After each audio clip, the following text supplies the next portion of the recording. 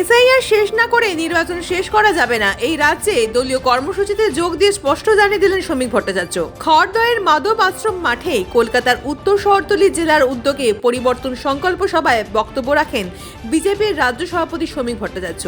সেখানে রাজ্যের তৃণমূলের সরকারের দুর্নীতি ও এসআইআর এর প্রয়োজনীয়তা নিয়ে বক্তব্য রাখেন।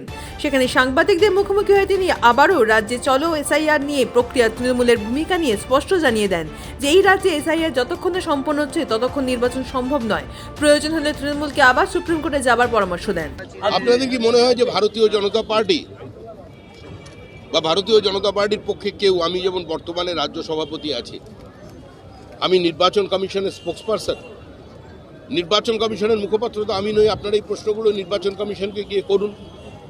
নির্বাচন কমিশনের কাছে প্রশ্ন করার অধিকার প্রত্যেকের আছে।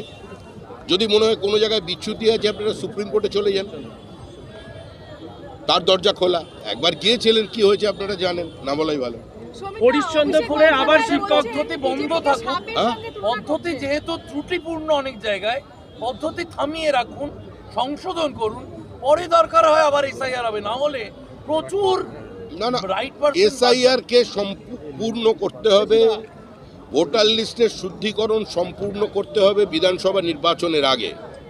এসআইআর শেষ না করে পশ্চিমবঙ্গে নির্বাচন করা যাবে না।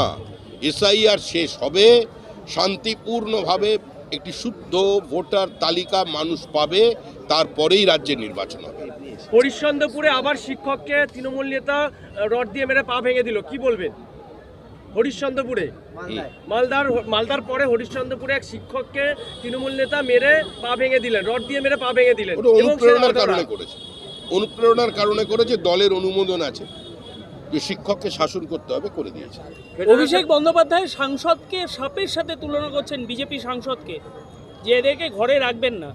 মানুষ এদের কথাকে আর গ্রহণ করছে না। রাজ্য সরকারের ফেডারেশনের মিটিংয়ে মমতা ব্যানার্জির প্রধান বক্তা ছিল, কিন্তু আসেননি। মমতা ফেডারেশন আসেননি ওনার মিটিং।